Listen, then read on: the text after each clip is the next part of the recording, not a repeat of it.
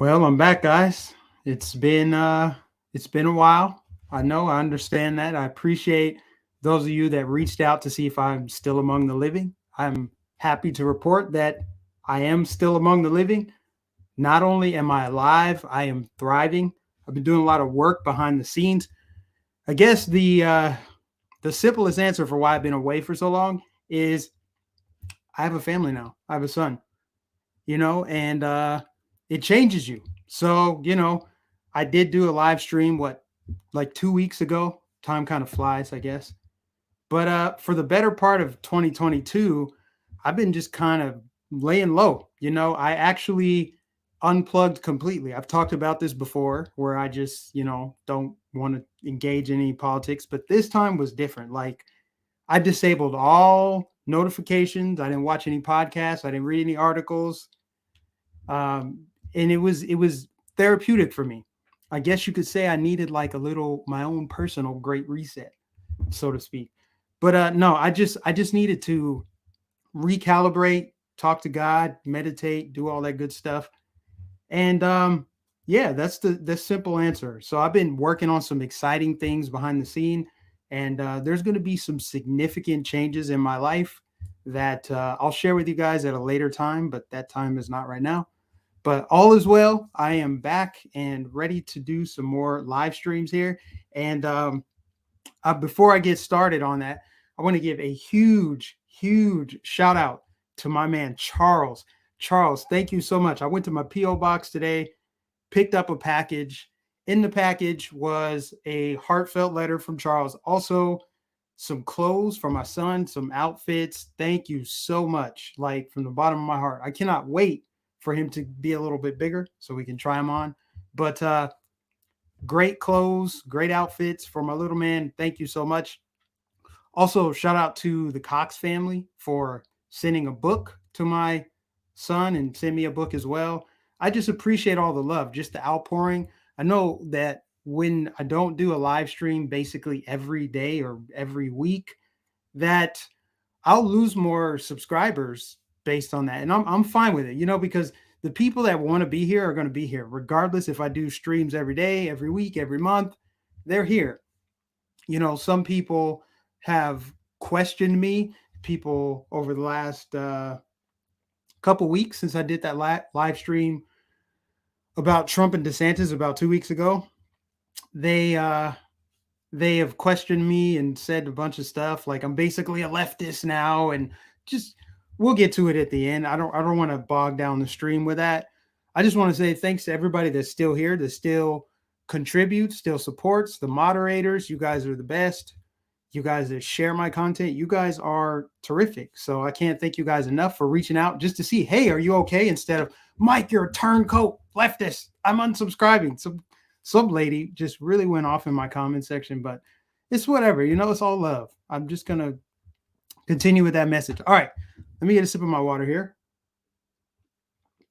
And let's get back into some of this insanity. You guys know, and I alluded to this in my last live stream, I am not really trying to be cheering for team conservative versus team liberal. A lot of people are like, you shouldn't be dividing the Republican Party, Mike. The real enemy is the left. I'm like, okay, so we should be divided against the left. Got it. But anyway, I can't really beat that drum too hard. But this is crazy. I don't even need to use the whataboutism as it relates to Biden and what he just said, because this has to do with civility. So what he said, and I want to play this little clip first, because this is just how he treats people who ask him questions that are not, underhanded. So this is how he talked to Peter Doocy like a couple years ago. Here's what I know. I know Trump deserves to be investigated. He is violating every basic norm of a president. You should be asking him the question, why is he on the phone with a foreign leader, trying to intimidate a foreign leader, if that's what happened? That appears what happened. You should be looking at Trump. Trump's doing this because he knows I'll beat him like a drum. And he's using the abuse of power and every element of the presidency to try to do something to smear me. Everybody looked at this, and everybody's looked at it and said there's nothing there. Ask the right question. So he tells Peter Doocy, you need to ask the right questions. He doesn't like people that question him.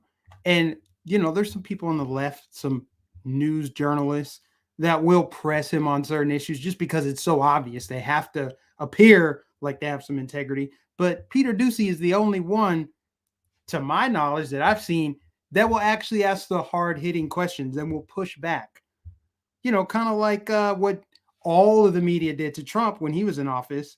But here's Biden's latest just uncivil comment. You know, he's supposed to be bringing the country together, but he decides that if people question him, that they're dumb. They're dumb SOBs.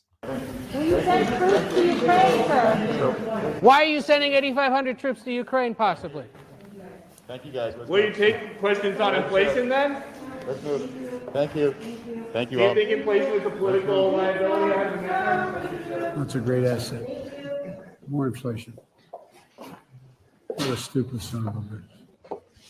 Oh, stupid son of a bitch. Okay, so if you couldn't make out what Peter Doocy was saying, he's asking him about inflation, and Biden goes, oh, no, it's a great asset. So obviously he's being sarcastic there, but calling him a stupid son of a bitch when he's asking legitimate questions and on a hot mic, nonetheless, just shows, you know, this guy was never about healing the country. He was never about bringing people together. He was never about civility. He's about hostility. And this article, and I did purposely use MSNBC for this article because I don't need a right-wing article to break this down because I already know what they're going to say about it. But this article right here, they're defending Joe Biden. Of course, they're saying it. And of course, you know, they had to bring up Trump. So they go, in this article, they say, if you put his profanity aside, the question that Peter Doocy asked was actually invalid. And it goes on to say that Peter Doocy is in the wrong and that Biden is okay to push back. And his sarcasm was perfectly timed. It's well timed, as if Peter Doocy needed to be scolded by Biden because he continues to press him on his policies, on the effectiveness of his policies or lack thereof, and the damage he's doing to the country. Something that the majority of the press won't do. And I find it funny that he's getting rattled over the one guy that's pressing him and asking him tough questions. The one person. The rest of the media, he has a list. Or I have a list of people I'm going to call on. Let me call on this person, and I'm going to call on that person. The majority of the media carries water for this man, and he's all bent out of shape because one dude keeps pressing him on his policies, his presidency. I just find that hilarious that this rattled his cage so much that he had to mumble it under his breath. And it's funny because for the whole time Trump was in office, he had to deal with this from multiple members of the press. He would give press conferences daily. He didn't run from the press. He didn't run from the media. He would hold White House press briefings daily, all the time, about any issue. Biden, even though the media is all but on his side, he avoids the press. He ducks and dodges questions. And then one person just rattles his cage. And of course, they're just straight up defending it. Let's leave aside for now the debate about civility that Doocy fans will want to have.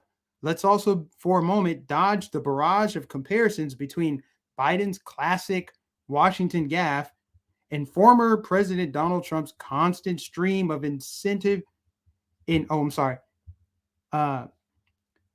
constant stream of incendiary commentary towards journalists. Instead, let's focus on a simple truth.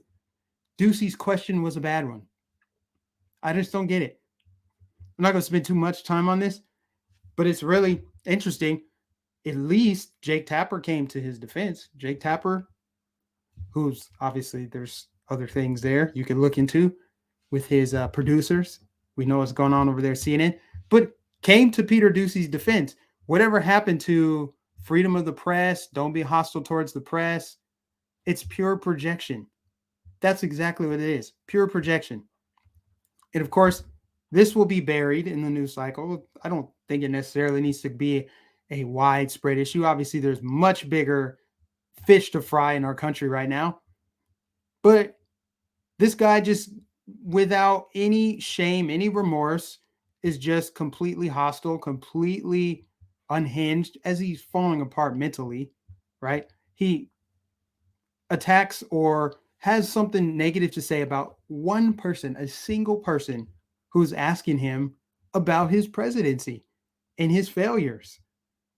I mean, the problems have grown too big to ignore. There isn't a single person in the United States that can ignore everything that's going on in the country. And he was supposed to be the healer in chief. Remember, he was supposed to cure what ails us. We're supposed to be beyond the pandemic.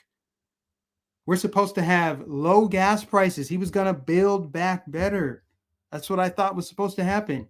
But it appears that's not what happened. What a shame.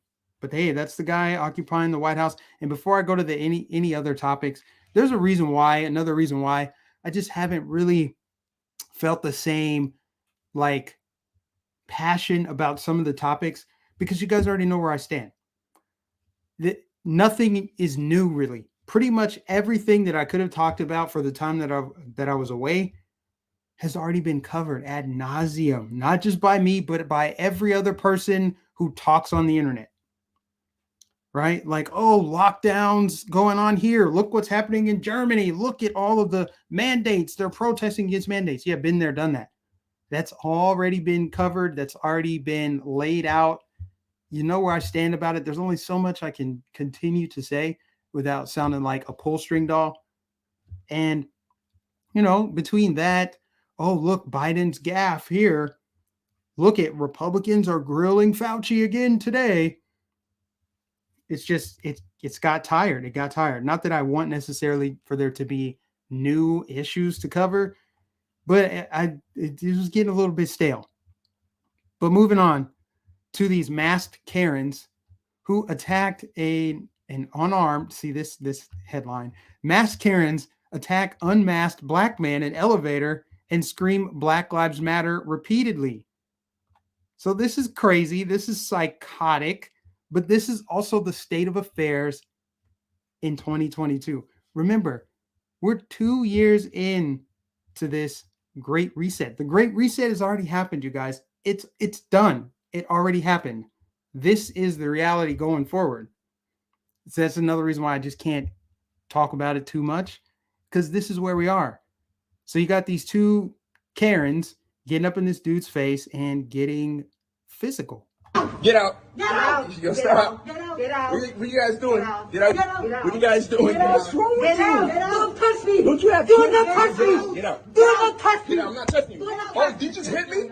Did you just hit me? You just hit me. You just hit me? You too? Black Lives Matter. Yo, Black this Lives is racist. Wow. Get out. this is- Black Lives Matter. Black Lives Black Matter. Lives Matter. Stop. Yo, stop recording me. I don't know you. Yo, you need to stop. Get No, out. I'm not getting out. I was here Yes, you first. are. Get out. Get out. Okay, so right off the bat, don't have the full context, don't know what took place before the recording, but you can kind of get the gist of what happened here. You can't see the guy, obviously, but he must be unmasked. And it looks like they're boxing him into the elevator. It looks like they're in his face, but they're probably upset that they feel like he's not following the protocols to keep everyone safe.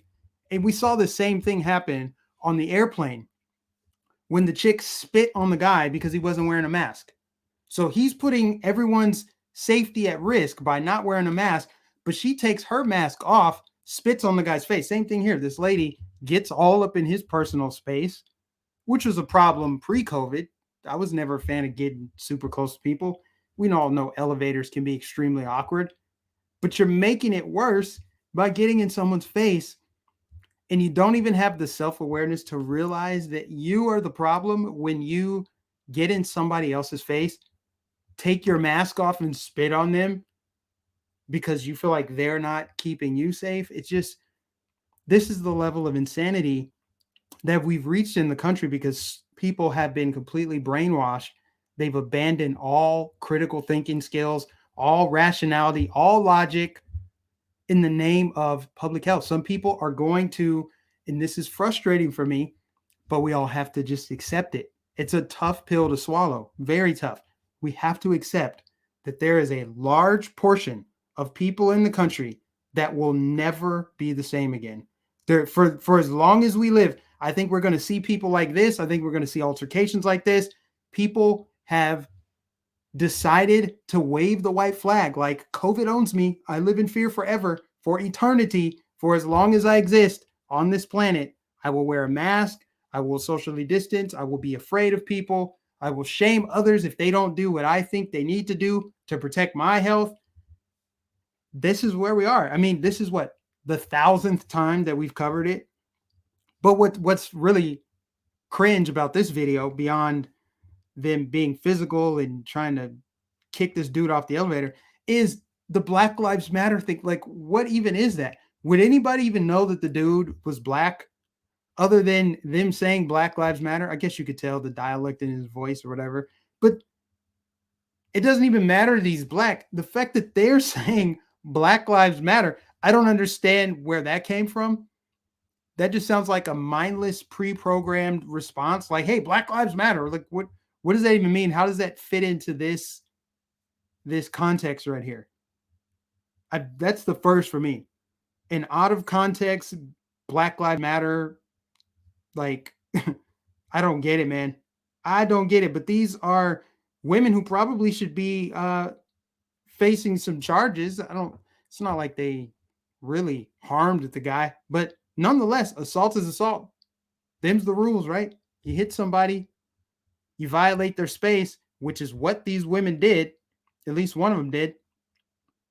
You should face charges. I'm sorry. That's assault. Well, I can't tell you. I don't know what you would do if you were in an elevator, but I would be recording just like this dude. He's standing his ground. We can't tell if he's wearing a mask or not. Doesn't really matter. These crazy, unhinged, hate-filled women think that they're doing a service to society by trying to crack down and police somebody for not doing what they think he should do. This is a public space, from what I can tell. It's an elevator. We watch the video again. Get out. Get out. Yo, Get stop. out. Get out. Get out. What you guys doing? Get out. Get out. Get out. What you guys doing? Get out. What's wrong with Get out. you? Get out. Don't touch me. Don't you have Do kids? not touch me. Get out. Do not touch me. Get out. I'm not touching you. Oh, did you just hit me? See, it's always projection. Do not touch me, as she's the one touching him. Clown world, guys. Clown world. You just hit me? You just hit me. You just hit me? You too? Black Lives Matter. Yo, Black this Lives is Matter. racist. Wow. Get out. this is- Black Lives Matter. Black Lives Black Matter. Lives Matter. Stop. Yo, stop. Stop recording me. I don't know you. Yo, you need to stop. Get No, out. I'm not getting out. I was here Yes, you first. are. Black Lives Matter, but let's corner the black dude. See, I don't even want to play it. It's not worth playing a race card on this one. It's just the Black Lives Matter thing just really throws me off. Otherwise, this is just typical, branch Covidian behavior. Let's just go insane over this virus. Everything is different now. I have to treat people like they're lepers because they're not covered up. It's insane. But again, this is the new norm. People are not going back to normal. It's sad. I've been saying it for at least a year now. I'm like, at one point when the pandemic started, I thought, man, I can't wait until this is over.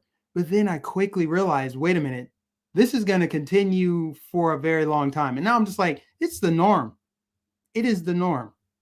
This is always going to be over our heads. You're going to see instances like this where people freak out on elevators, sanitize everything in their environment. And it's fine. If you want to do that, if you want to live in fear, I'm not here to shame people who are super duper afraid of the virus, because I think the virus is real. But you don't get to make everyone else live in hell with you. That's not how the world works. The world doesn't revolve around you. I say the same thing about people who are like, call me by this pronoun. Not going to do it. The world does not revolve around you. Doesn't mean you don't deserve respect, but you got to respect me too.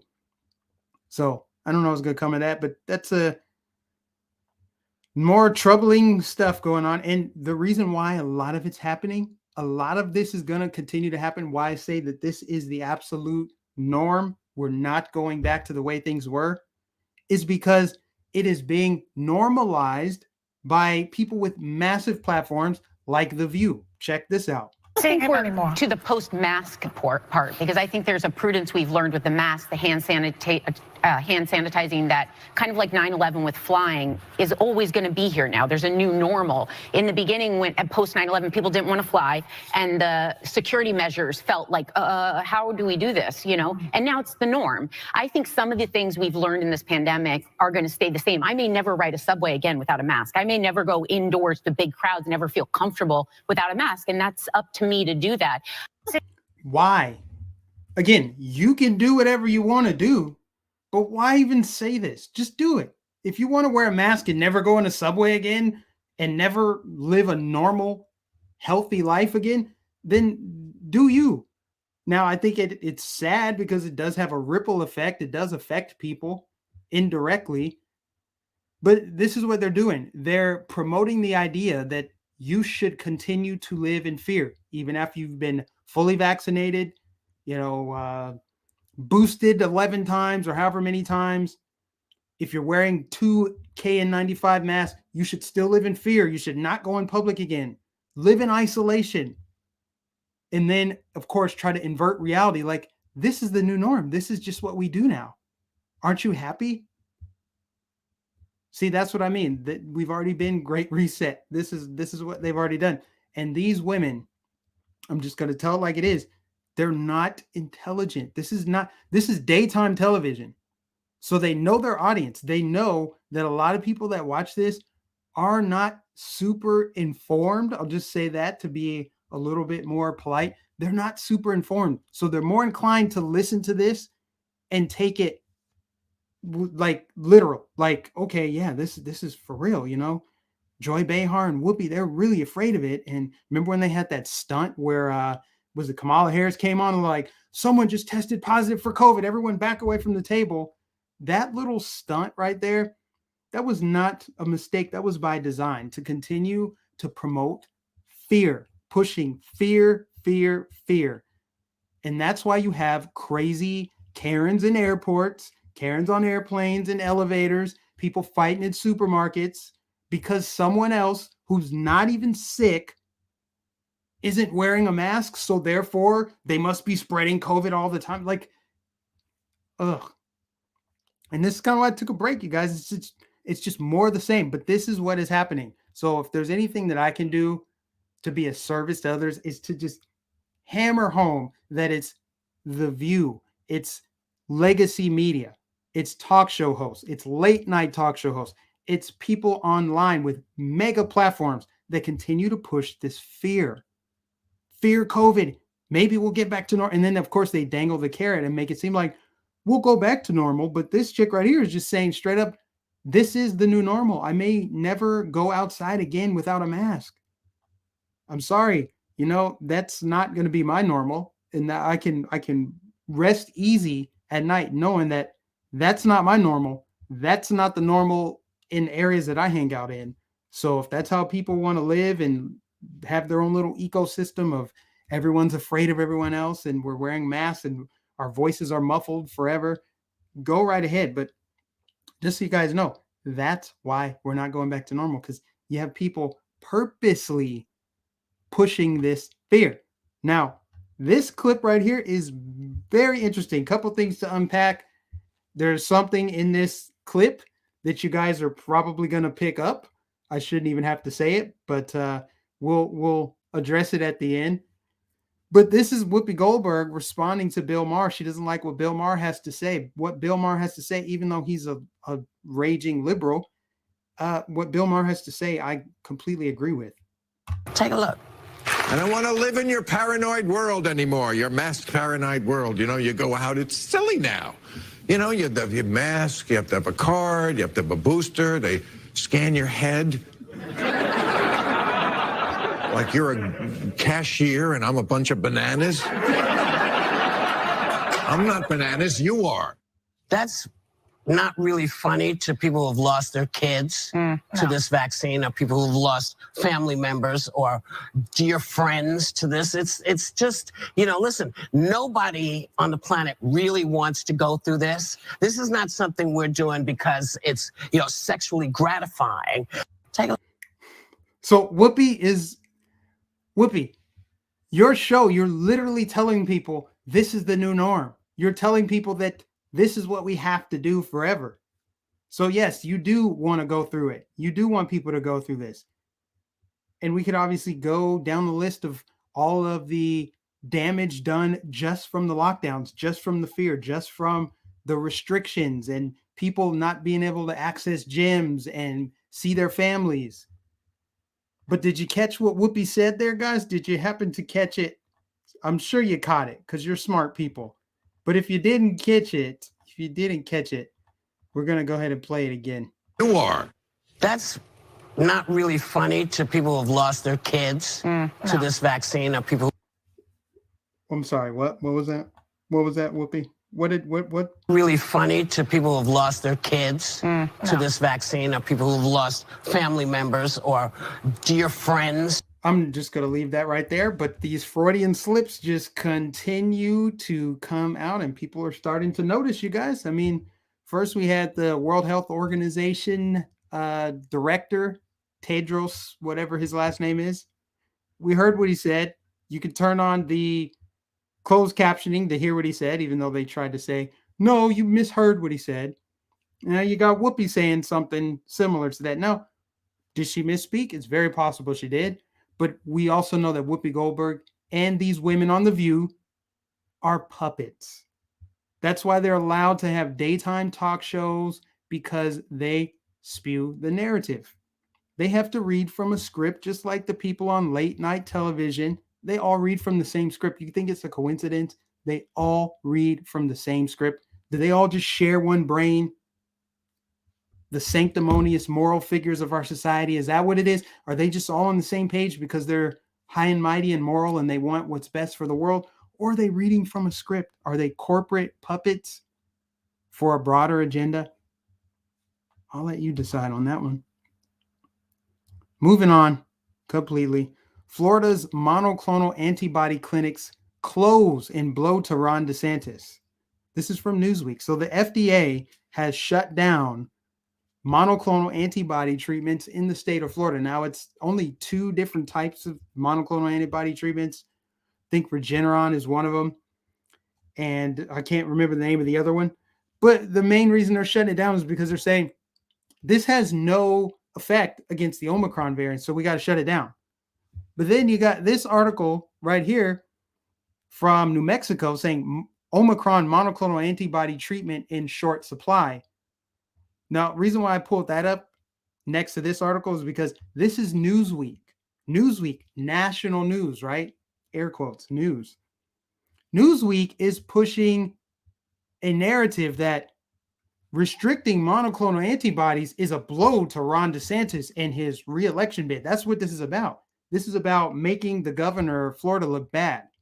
But is it a blow to Ron DeSantis, or is it a blow to the people who actually need that life-saving therapeutic?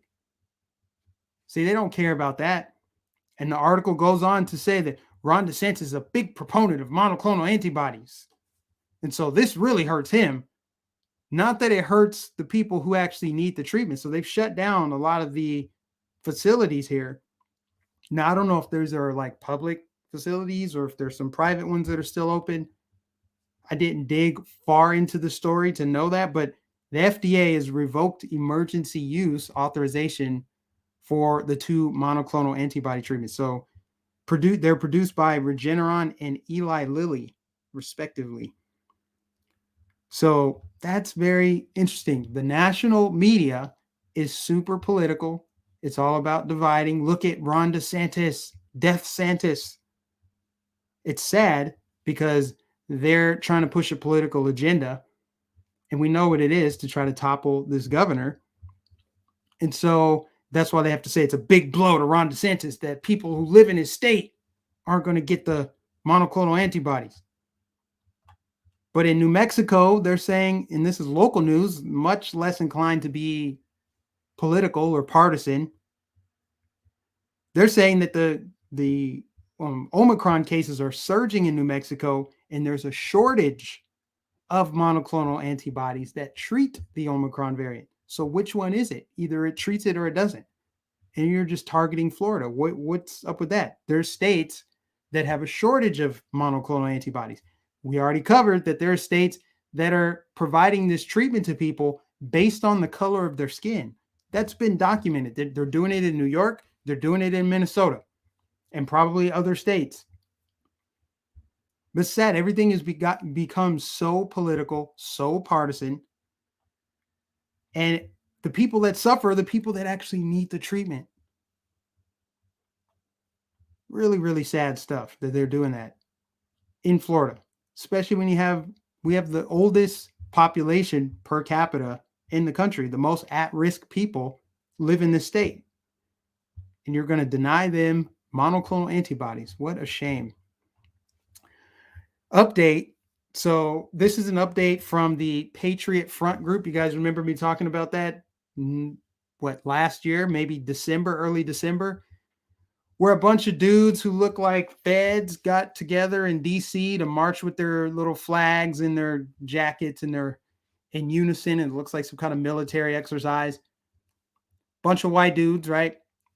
Military, clean cut, clean shaven dudes. Anyway, they actually held another event in Chicago. And now we know that the founder is a 23-year-old who marched with a tiki torch in Charlottesville. So it looks like the same group of dudes. Evidence suggests yesterday's khaki-clad Patriot Front parade in Chicago included tradecraft, indicating federal government involvement. So we knew that this was a Fed op situation right here. It reeked of Fed op. It just reeked of, like, the entire thing just reeked of honeypot trap. That's what it is. So anyway, this guy, 23-year-old Thomas Russo, I think that's how you say his last name, has been arrested. He was arrested back in, I want to say 2020, 2017.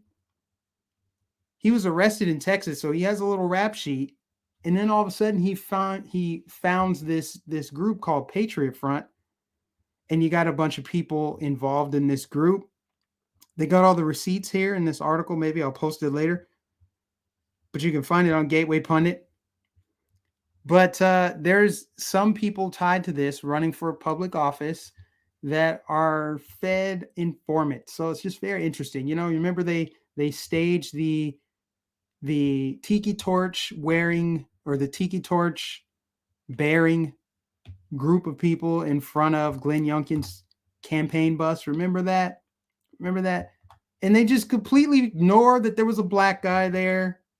Remember this photo right here? They just bypass this as the news reporting. Look, Glenn Youngkin, the white supremacists are there to support him. But then they just flat out ignore that there is a literal black dude standing right there with a tiki torch. Then Lincoln Project comes out, takes responsibility for it. Speaking of Lincoln Project, this girl right here marched in Charlottesville. She's a member of the Patriot Front, and she also works for the Lincoln Project. So, yeah, what's done in the dark comes to light. You know that these people are sloppy. They're sloppy. That's why they get caught. So there she is marching in Charlottesville the night before everything went down. There she is posted with Patriot Front. And there she is lined up in front of Glenn Youngkin's campaign tour bus. Coincidence or not? But they use this to try to smear American patriots that just want freedom, people that are protesting for their constitutional rights.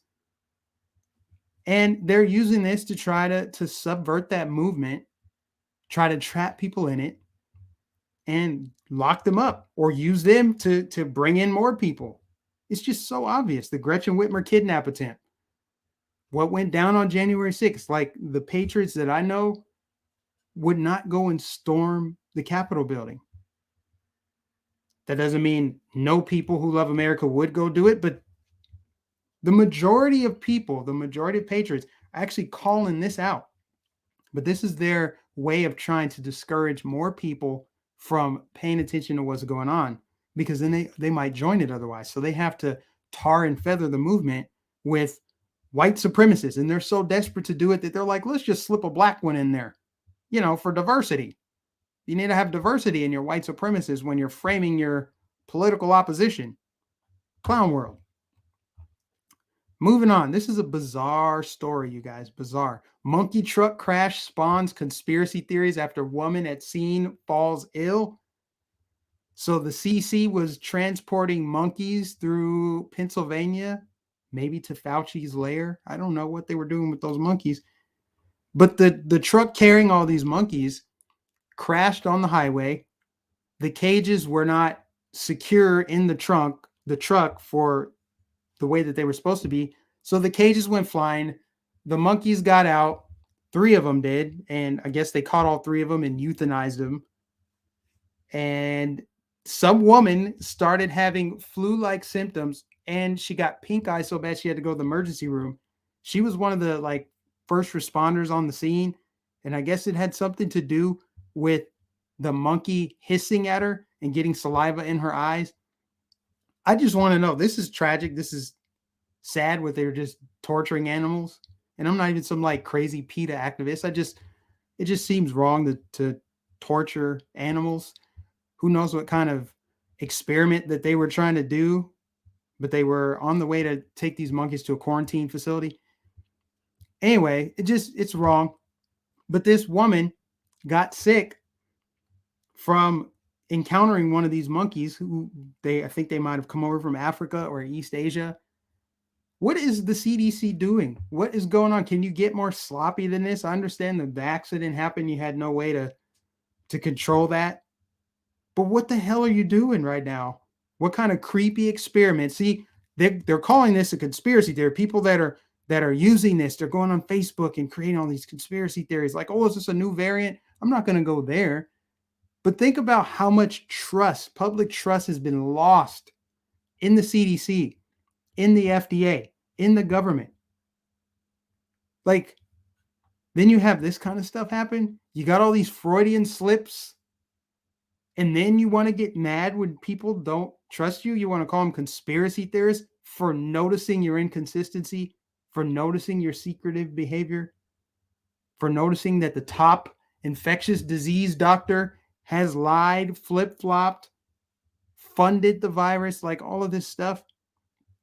Anyway, they're saying people are on social media now just going crazy with the conspiracy theories about this stuff.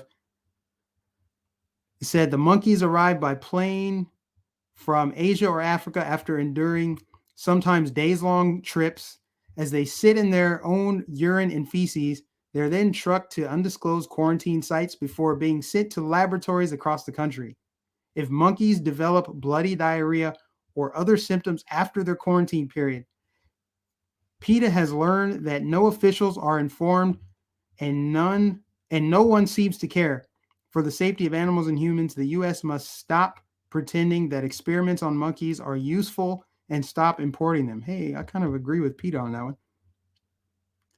PETA filed a complaint with the U.S. Department of Agriculture's Director of Animal Welfare Operations, asking him to investigate the treatment of these monkeys. The USDA has since confirmed that it is investigating, the animal rights group said. So super reactionary.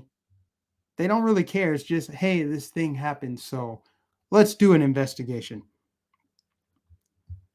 So the woman who stopped to help the monkeys is feeling unwell. We don't know what's going on with her other than she had pink eye and some other symptoms. So those monkeys might have been carrying something. Luckily, they caught all the monkeys, I guess, that escaped. It's sad they had to euthanize the monkeys, but hey, at least they won't be tortured anymore. What is going on in our world? You guys, this is crazy. I just have a whole new perspective after taking that little break. Now, this story is not a happy one, as almost none of these stories are. Boston hospital removes dying father of 2 from top of heart transplant list because he's not vaccinated. His father says, my son has gone to the edge of death to stick to his guns. So father of 2, DJ Ferguson, 31, has been taken off the donor list for life-saving heart transplant because he hasn't gotten vaccinated against COVID-19. Boston Brigham and Women's Health Hospital said their aim is to create both a best chance for successful operation and the patient's survival after transplantation. Being unvaccinated, along with other risk factors like being a cigarette smoker, can make patients ineligible for transplants. But according to his father, Ferguson doesn't believe in the vaccine, and getting vaccinated is against his principles. This is crazy. So he has a hereditary heart condition that requires a transplant, but because he is not vaccinated, they took him off of the donor list because they don't think he has a chance of survival if he's not vaccinated. His chance of survival is much less than someone who was vaccinated. Yeah, it says the hospital said it removed Ferguson from the donor list because transplant recipients need to get the vaccine in order to create both the best chance for a successful operation and for patient survival afterwards. And it's sad because he could die without this transplant, but he needs to get vaccinated. It doesn't make any sense. It sounds like a death wish for him, or a death sentence rather. And why is the hospital playing? I'm not a medical expert. Let me just give that disclaimer. I'm not a medical expert, so I don't know. They could be right, but why is it that somebody in a hospital gets to play God and decide that this guy gets to die or he doesn't get a heart transplant just because he didn't get the vaccine? I mean, it's his personal choice to not get it. So why is he being subject to losing out on a life-saving organ transplant just because of that? This is that new normal, guys. This is the new normal. This is very sad. And I don't know if he pays for his health care or not, but he's not getting it. See, this is what I don't understand. Whatever happened to health care for all, Medicare for all? Health care is a human right. Health care is a human right as long as you have been inoculated. Is that how it works? How about this? Freedom is a human right. Freedom is a human right that existed the people that said it's a right. Your rights were granted to you at birth. You were born with rights. I know that's a crazy concept. So even before someone says, yes, you have rights, or no, you don't, you already had rights. They predated man. They predated anybody deciding or conceptualizing rights and not having rights, if that makes sense. And this is sad. He has a beautiful family. He might die now because they took him off of the donor list.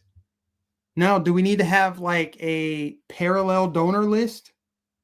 Meaning people can sign up to be organ donors and say, my organs can go to anybody, vaccinated or not vaccinated, because that might make sense at this point. It might, for people to decide, yep, I want my organs to go to someone who is obedient and got all of their big pharma shots on schedule, or somebody who's like, give it to the person that needs it, regardless of if they've been jabbed or not. That would be me. It's sad. You can be denied life-saving treatment unless you get this jab. And he's not the first person that has been denied an organ transplant. There was a lady in Colorado, age 56, was taken off the transplant list at University of Colorado Health Hospital because she and her prospective kidney donor hadn't gotten the vaccine. Now, of course, I don't know what the studies are that show, or if these studies even exist, that show if you get jabbed, you are most likely going to survive your organ transplant. I don't know if that's a thing or not. But you can also be denied an organ transplant if the person donating the organ has not been vaccinated. You cannot make it make sense no matter how much you try. Good Lord.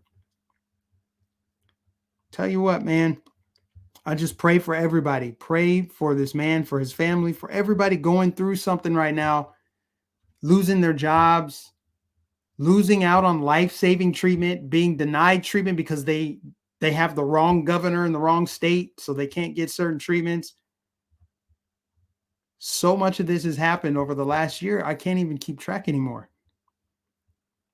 We have a two-tiered society, a parallel society. And no matter what your stance is on the vaccine, I do not support mandates. And I've said this repeatedly on this channel.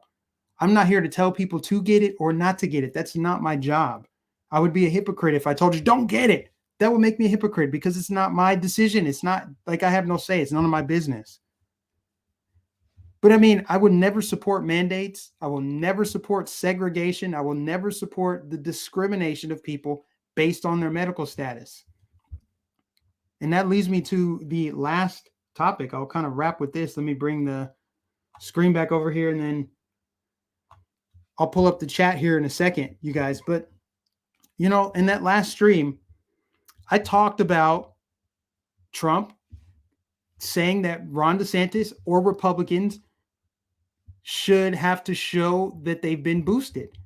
And I don't know how we got here, you guys, where you have Trump supporters telling Trump supporters that they're not allowed to criticize Trump, even if what Trump said is wrong. It means you must not support him anymore. You must be a liberal. That is insane. That is psychotic. And it just shows how irrational people can be from both sides. And it makes people who say that hypocrites, right? Like, I don't support any statement from any politician who's trying to normalize and push for this vaccine supremacy or segregation or promoting the idea that you should make your private medical information public just because you have, you know, financial ties or you have your own reasons for wanting that, your own agenda. No, I'm not supportive of normalizing that, but I still support Trump. I still will actually be at the rally this weekend. You know, for the people that were saying stuff like, you don't support Trump, you turned cold. I did more to get Trump reelected than anybody who said that. Guaranteed. Crisscrossed the country, went to every single rally, multiple rallies a day, made multiple campaign contributions in dollar amounts I won't say, did everything in my power to push out the message that I think would have appealed to independents and people who may not have liked him, but also may like his policies. I did everything I could to get the man reelected. And then people turn around and say, you're not allowed to criticize him. It's okay if he says it. It's okay if he promotes this or says that, whether he called Ron DeSantis out or not. That's besides the point. But I understand people get all up in their own heads and they only hear what they want to hear, whatever reinforces what they already believe is true. And that's true of people on both sides. And because the people that talk about it's intolerant, look how intolerant the left is. Also, even if Trump says something that is completely wrong or left field, you can't say anything about it. I'll disown you. It's crazy that we got here, that you have Trump supporters telling Trump supporters, you can't say this. You're not allowed to say anything bad about him. You can only say good things, even if he's saying this. But you know what? He appears to have reversed course a little bit. I can't wait to hear what he has to say this week at the rally. Maybe he will back off on the vaccine talk. Maybe he will not say anything else about you have to tell us that you've been boosted, because no, I don't care if he was talking about Democrats. I don't care if Trump was referring to Democrats. I don't support people having to reveal their medical status to the public. And you shouldn't either. Nobody who's honest should want that. Regardless of whose mouth it comes out of, you shouldn't support that. And I want to make one thing very clear. I love this country more than I love a political party or a political candidate or a president or a governor. I support my country, my freedoms, the things that I'm afforded because I live here. God, family, country, in that order, period. I just wanted to set that record straight because a lot of people are like, if you say anything bad about Trump, that means you're this and this and this and this. And I know it's not the majority of you guys, but it's some people. It's a decent amount of people that were mad. They got mad at me. They got mad at Jeff, a guy whose YouTube channel is called Paint the Trump. Actual Trump supporter saying, hey, wait a minute. I still support you, Trump, but cool it on that. Just that's not good. That's a non-starter for me. It's okay to say that. It's okay to criticize somebody who you also like. Did you know that multiple things can be true at the same time? Just like when he supported bump stocks, wasn't a fan of that. You know, Iron sharpens iron. That's how people improve. If you want to see somebody on your team improve, you got to give them some tough love. You got to tell them the truth. You can't just twiddle your thumbs and be like, it's okay because he said it. Or we can't divide the party. Mike, you're dividing the party. You're driving division. They said I was driving division instead of responding to what he said. That's a problem, guys. Very problematic. But I said what I had to say. So let me read some of you guys' chats here. It's been a while, guys. I know it feels like I haven't done this in like 3 months. Luckily, I wasn't too rusty. I was able to fire up everything, get the camera going. I seriously have a bad memory sometimes when it comes to this stuff. Someone said, we love Trump, we love Mike. I appreciate that. I appreciate the rationality. That's how it should be, you guys. It shouldn't be, you've turned on this person, now I turn on you. That makes you psychotic. I'm just saying it's not normal. It's not healthy. Great to see you too, DM. Thank you for being here. It's good to see all the moderators are still here. Agree with you, Mike. Constructive criticism is perfectly okay. I was upset with him for those comments, but will continue my support of him. Trump for his policies. I support the policies. Like I told you guys, I protested against Governor Ron DeSantis when he told Florida that we're going to reopen, but we're going to do it in phases. Freedom does not come in phases, Governor DeSantis. That's why I went to the protest, but it doesn't mean I'm not supporting him anymore.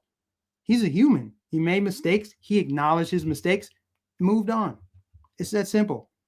But only truly principled people would, air quotes, turn on Trump if he says something that is incorrect or goes against your values or beliefs. Your values and beliefs should probably supersede any political person, political figure, or political party.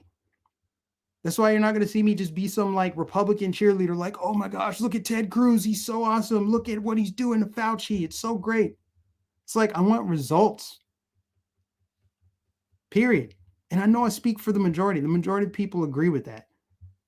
And no, I have not turned on Trump. No, like I'm going to be at the rally this week. Some people even said like, it makes sense why you stopped wearing the MAGA hat. People went to all of these things. It takes almost nothing for people to start speculating and coming up with these wild accusations, jumping to conclusions. It just shows that it's really a human thing. It's not a left-right thing. It just further validates my point that all this division is so stupid and pointless. Both parties have led to where we are right now. Both parties. It's indisputable. And both sides of the political aisle can have irrational behavior, violent people, crazy people, unhinged people, because it's people. It's a people problem. It's really that simple. And it's only because the media, both sides of the media, I see this now, promote left-right division. Promote anti-vax versus pro-vax. They're promoting it. Whether that's their intentions, I will say this, I don't think that the majority of conservative media, I don't think their intention is to promote left-right paradigm division. I don't think that. I think that mainstream media, for sure, their goal is division. Their goal is divide and conquer. They want people divided along racial lines, gender lines, vaccination status. They want that. They promote that, because if we're divided amongst all these little grievance groups, we'll never look at the people that are dividing us and what they're doing to destroy everyone's life. Right? But conservative media, I think that it's more reactionary. It's more like, look, but it's still, at the end of the day, it's finger pointing. It just is. Charles says this is not left versus right. It's about freedom, rights, and common sense. That is spot on. What's up, Let's Be Frank? Shout out to Let's Be Frank. I like DeSantis, but I'm not going to say he would make a better president than Trump. No one knows what DeSantis would do if he was president. That's true. I mean, nobody knows what anybody would do until they're president. You can only take them at their word, which again is why I support the most limited amount of government possible, because you don't know the intentions of the people who would have that power. So therefore, limit their power. It's that simple. It's so common sense and straightforward. Anybody should be able to grasp that concept. Right? But I mean, you don't know what you don't know. I didn't know how good of a governor Ron DeSantis was going to be. I didn't. And I certainly was not promoting the idea that DeSantis should run against Trump. I was just saying, hey, this is a possibility that might happen. He has not outright made his intentions known. He has not said that he's not running. It seems that if he did decide to run, that would be problematic for Trump, because DeSantis's arrow is pointing up. He's a rising star. He's young. He's vibrant. He's new. He's fresh. He's got fresh ideas. Not that Trump does. I'm just saying Trump isn't the only one. And that's a good thing. Don't you want multiple people that would represent your values and interests and be authentic and genuine and ethical? Don't you want that? People were getting so mad. Like, don't talk about DeSantis for president. It's like, you need to relax. I don't know what's gotten into you, but you need to calm it down. This is just straight talk. I'm just saying it's possible that he does run. You don't know what Ron DeSantis's ambitions are. Neither do I. I can only imagine that at some point he does want to run for president, at which point I would support him. I would hope that it's in 2028, not 2024. But there is a possibility, whether it's slim or not, that he does decide to run in 2024. And so I was just throwing it out there. What are people going to do? That's why I released a poll. If the ultimate goal is removing Biden, then to me, it wouldn't necessarily matter if it's Trump or DeSantis, because I trust both of them to do the job. That's all I'm saying. That's all I was ever saying. But again, people hear whatever they want to hear. They're like, Mike, I heard something else. That's what I'm going with. You said something else, even though you didn't say it. So that's what I'm going with.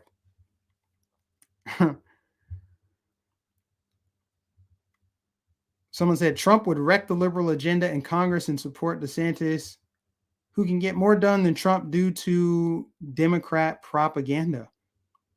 That's the other thing, too, that people don't want to even go there mentally and think about, even though it's rational. It's not Trump hatred. It's not turning your back on him. That makes it seem like it's a cult, honestly, if people are talking like that, seriously. But anyway, from a strategic standpoint, if DeSantis were president and Donald Trump were Speaker of the House, because they don't need to run together on the same ticket. You guys, that doesn't make any sense. It doesn't make sense for DeSantis to sit there and twiddle his thumbs as VP when he could be governor. But if let's say Trump, because Trump has not declared that he's running, of course, everyone thinks that he will, and he's all but outright said that he will. If he decided, you know what, I want to take over Nancy Pelosi's spot, that's a pretty powerful position to be in. So then you would have DeSantis, whoever his VP running mate would be, and then Trump as Speaker of the House. I think that would be pretty solid. And then what does the media do with that? Because he wouldn't be the commander-in-chief, but he would have a significant role over the proceedings that go on Capitol Hill. And I think that is just as powerful. Probably, you could argue, more powerful than being the president. Just saying, there's multiple ways to view this from. So many people just have one-dimensional thinking, and people are attacking me no, it's okay that Trump said that about DeSantis. Like it was some kind of 5D chess move to suggest that politicians should have to reveal that they've been boosted or they're gutless. No, sorry. Anyway. Sounds good, Mike, someone said. Trump is still the best America has ever had, and DeSantis could be even better. You just never know. I mean, look at it like this. Like, let's say Trump runs in 2024, gets reelected, and then DeSantis runs in 2028. Would you want DeSantis to be a plateau to Trump, or would you want him to be even better? That's not to say Trump is bad. It's just to say, don't you want incremental improvements? Who wouldn't want that? Like, people get so freaking emotional about this. I don't think it's a controversial issue at all. And it's a hill I'm willing to die on. I'm sorry. If people want to just like be so one-track minded and just always Trump, always, then go for it. But you don't get to try to write my story and say, or try to be a revisionist historian and say like, well, Mike, you don't support him. Look, like I wasn't at every freaking rally speaking to millions of people every week about why they should vote for him. Yeah. Tell me who you know got a chance to do that. Even the biggest YouTubers weren't able to do that. I had a megaphone, and I wore the MAGA hat on the press risers. The only person to wear a MAGA hat on the press risers during the campaign, getting the crowd fired up. That was me. That was us at Right Side Broadcasting. So don't get it twisted.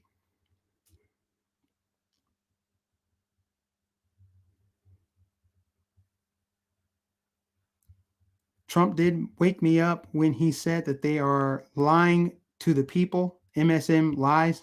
Yeah, when he said that the media is the enemy of the people, he was right about so many things.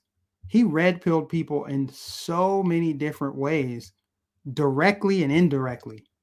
Just his presidency alone shook people out of their slumber to where they were hyper-focused, paying attention to politics. Whether they liked him or hated him, they started paying attention to politics. And to me, that's a win for the entire country. Trump rally on Saturday in Texas. RSBN will cover it all day, thinking Mike will be there, but he hasn't said yet. Yes, I will. I just said that. I will be there in Texas on Saturday. And for those wondering, I wasn't at the rally in Arizona because my son had an appointment. So I wasn't going to miss that. I'm sure anybody out there that's a parent, you can understand that. People were wondering, why wasn't I in DC on January 6th when the thing happened, the original January 6th? Because my wife was pregnant. I had not made that known to everybody yet. There was an appointment that we had to go to, so I wasn't going to miss that, even though I wanted to go there. But in hindsight, hey, God doesn't make mistakes now, does he? Who knows what could have happened if I was in DC on January 6th? God works in mysterious ways. It's always a step ahead of us. There's our plan, and then there's his plan. Thank you for the super chat, Frank. I don't have much this month, but keep telling it like it is, Mike. As long as the days end in Y, I'm going to tell it like it is, brother.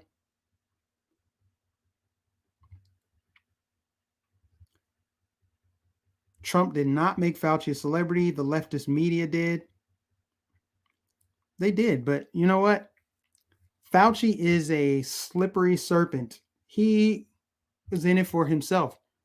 We shouldn't know what an infectious disease doctor's political views are, but everybody knows Fauci's a liberal.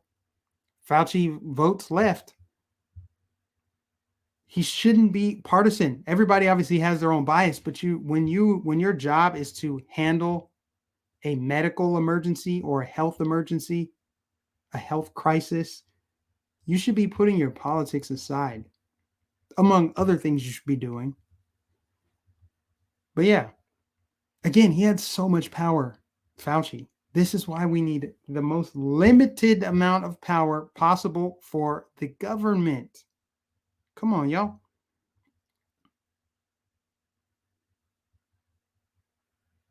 The average good person is not from the club. They will never pick an outstanding person. That's true. There's something to be said for that. George Carlin said it best. It's a big club and you ain't in it. And that's another reason why you guys, you're not going to hear me just cheer on Fauci or cheer on what's going on in Congress. Not cheer on Fauci, but the people that are grilling Fauci. Has he been arrested yet? Has he been held accountable? No, he hasn't. So everything is just theater. It's just a dog and pony show. Both parties are complicit in this, and it's a fact. There ain't much difference between Mitch McConnell and what's that guy's name?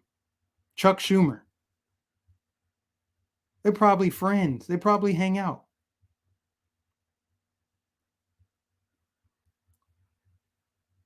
Yes, Patricia, I will be in Texas. Yes. Thank you, Chrissy, for the super chat. I appreciate you. God bless you. Yeah, if you guys are in Texas, come on out to that rally. It's going to be just north of Houston.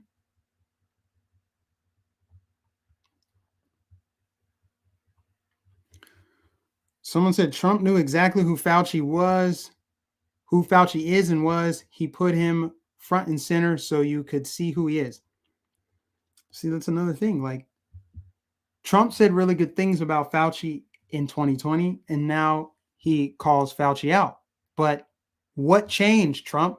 It's the same Fauci. We saw that Fauci then.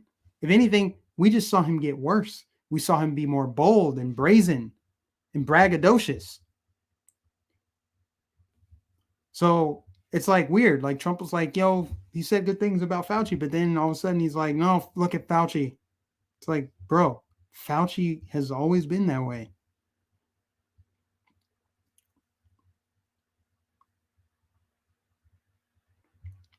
Someone said, bro, we got to get Biden out.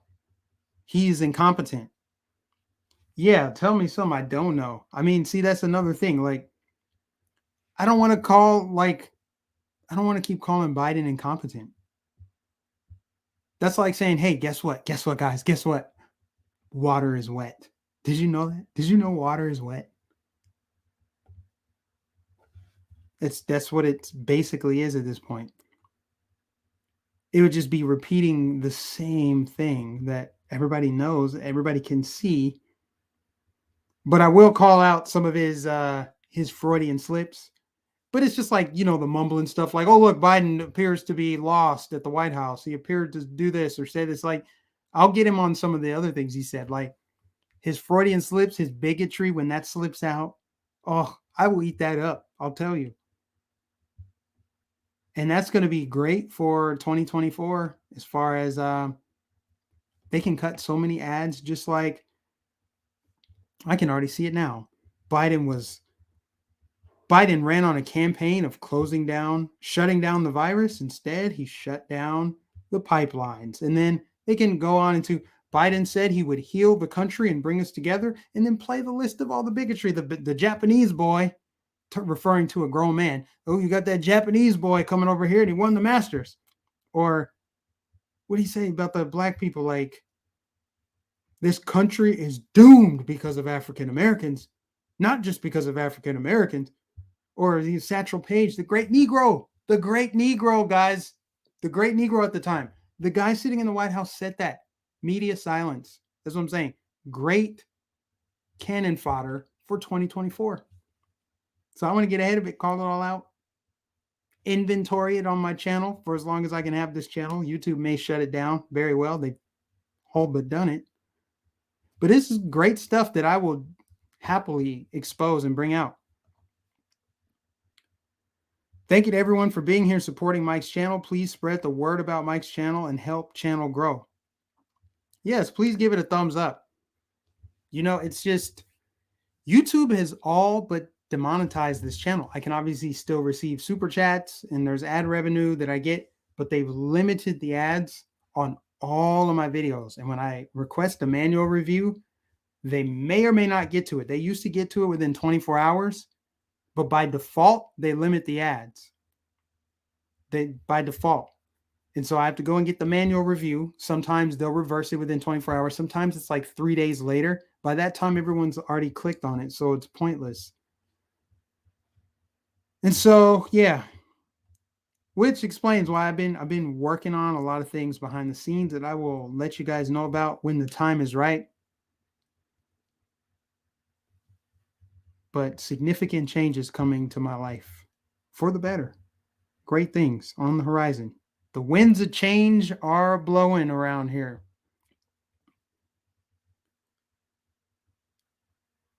It was stolen for sure. No way he got 80 plus million. That's the other thing that became a stale talking point at the beginning of 2021. That was like valid, legitimate thing.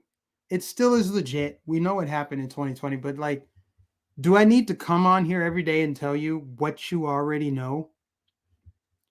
And people keep saying we can't move on to 2022 and beyond until we fix 2020. Well, what's the plan to fix 2020? And oh, by the way, we're in 2022, so you're going to have to divide your attention, at least some of it, because we have an election coming up. Now, I don't know about you, but the goal here in Florida is to get this governor reelected, which shouldn't be too hard. It shouldn't be hard at all, but still, that's the goal. See, people that keep saying that, it's like, what is the plan to fix 2020? Some of these issues, you guys, I've realized are not, they're nothing burgers. Something as it relates to, let's say, the Supreme Court. Supreme Court struck down Biden's federal vaccine mandate. Well, that's cool, Supreme Court. You struck down Biden's federal vaccine mandate, but it's the private sector that's enforcing Biden's vaccine mandate. So all you did was say Biden can't force this vaccine on people. But guess what? Private corporations are already doing it regardless of that ruling. They don't reverse course. The majority of the companies that have implemented mandates still have them in place. So that's why I was like, I wasn't going to make a big deal. Like, look what SCOTUS did. It's like people still are getting fired and people still have to be vaccinated as a barrier to entry. And that's fine. If people want to get vaccinated, fine, cool. But I don't support having to show papers before you enter a restaurant or having to show papers before you get a heart transplant. That's crazy to me. To me, that's a more pressing issue than a technicality at SCOTUS when the damage is already done. Maybe it affects the public sector. Maybe that means public sector employees don't have to get forced anymore. But I find that hard to believe. Majority of them probably already either lost their jobs or they bent the knee. So that's why I wasn't going to like brag about it. It's like when you see that these conservative outlets are reporting these news, ask if it's really like what it really means. Ask yourself, like, what does that actually mean? What is the impact of that?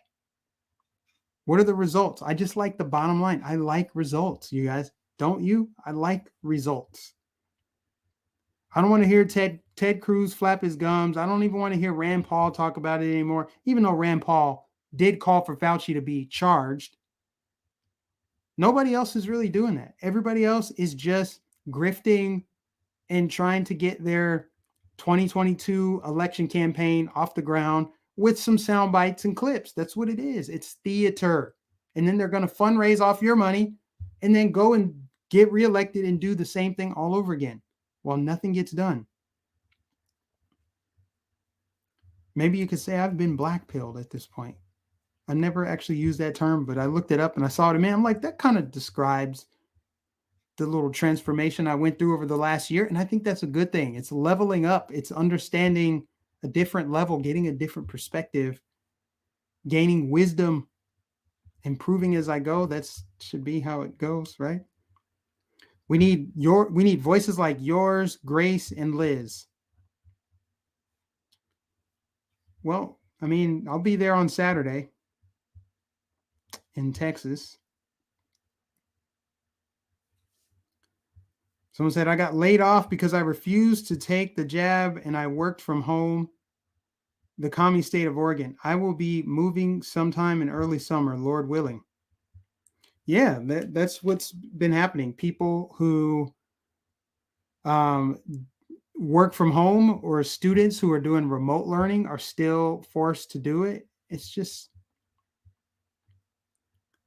what can you do, man? At some point, if I keep talking about it, it feels like I'm not accepting reality. I know that's crazy. The reality is that's what's happening. Do I agree with it? No. Do I just surrender to it? No. I still will speak out against it, but I also understand that we're not going backwards, guys. We're not. Because they've inverted reality to make us think that we're actually moving forward. They think we're moving forward. We're actually moving backwards, but I'm saying moving forward would actually be going back to pre-pandemic life. Pre-pandemic life is gone. The only thing you can pretty much do at this point is make sure that your life is pre-pandemic. Have a pre-pandemic life that might include or consist of you moving to the Sunshine State. It might mean you move to Tennessee or Texas or somewhere where you don't have to deal with draconian measures. It's like at this point, we're so different. There's such a stark contrast between Florida and New York. It's just like night and day. So if you want a pre-pandemic life, you got to go to that place. It's actually a location. Pre-pandemic life is a location. And even in that location, meaning Florida, it's not the same. Nobody's forcing you to wear a mask anywhere in the state. But you're still going to see everyone at Publix, everyone at CVS, everyone at the gas station, depending on where you are. But certainly at the big corporations, no matter where you are in the state, you're going to see people masked up. It's just the way it is. You may never see their faces again at a grocery store. Why didn't you show the roundtable event about the pandemic lies? Well, you're assuming that I knew about it. Yes, I work for Benton County Behavioral Health. I don't know who you're talking to. Ron DeSantis is wonderful. I'd love to see him run. Someone said, I'm for freedom and liberty, as you should be. As you should be. Where are we at on timing? Hour and 17 minutes. Wow. Someone said, hello, Mr. Nificent. God bless you. God bless everybody that tuned in today. I want to thank everybody who reached out just to see if I was okay. You guys are great. Everybody that sent me cards in the mail, I was fine. I'm fine. I'm great. But I want to thank you all. You guys are great.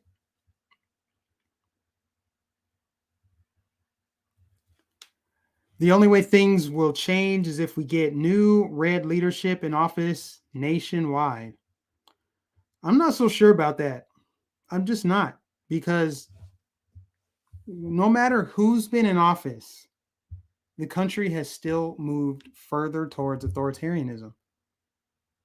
It just has. Doesn't mean there wasn't somebody cutting against it, meaning Trump, but we still had a lot of our culture, which is upstream from politics, move to the left. So it's actually not really all that political. It's cultural. It's social. It's the social fabric, the breakdown of that, the deterioration of our cultural norms, traditions, values, customs, beliefs. That has been subverted. That has been destroyed. That's under attack by Marxists. That's what leads to these political revolutions. So nothing actually changes until you change that. That's the truth, you guys. That's what's really happening. As far as politics, you're going to see more meaningful change in your community than you ever will at the national level. So make sure you vote for the right mayor, city council, sheriff, judge, state rep, those are the people that have a much bigger impact on your life than Biden and Pelosi. Because if you have the right leadership in place on the state and local level, you've essentially built a firewall around your freedom when tyrants from DC try to come and take it. That's essentially what happened here in Florida. Strong red resistance against Biden. That's how you weather the storm.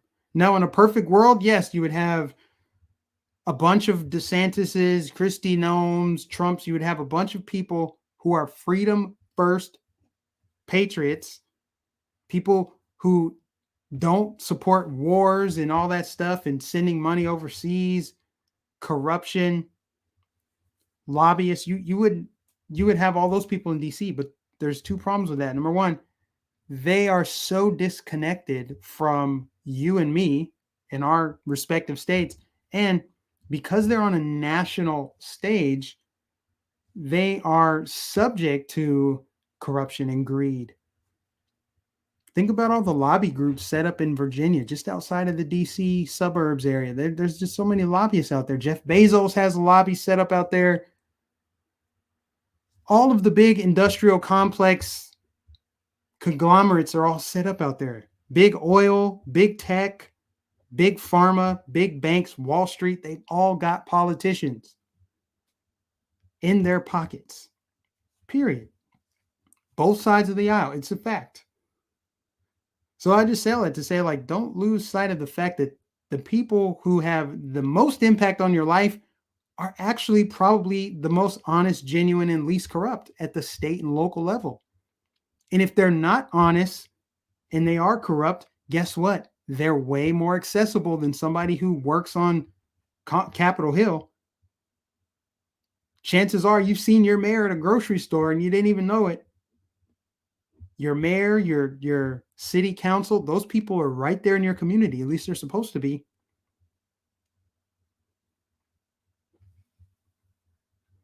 Mike, I watch all your videos and I can say exactly I can see exactly what's happening. And I'm an Englishman living in England. And we have problems here, but hell, you guys are winning on the Muppet in Charge competition. Yeah. We got our own problems here. We do.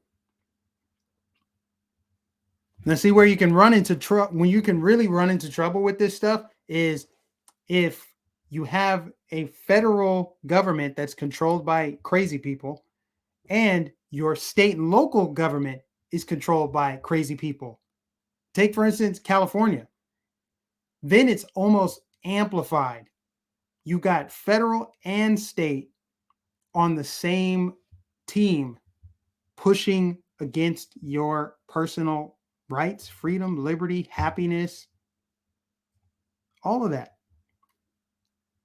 So that's where it's a problem. If you live in a state like California, Oregon, New York, or hell, maybe you don't even know a difference. Maybe, I don't know. I really don't know. But it just seems like if there's a federal policy that's crazy and you live in a blue state, your blue state is going to adopt it. No questions asked. But if you live in a red state, they're like, hell no. We'll see you in court.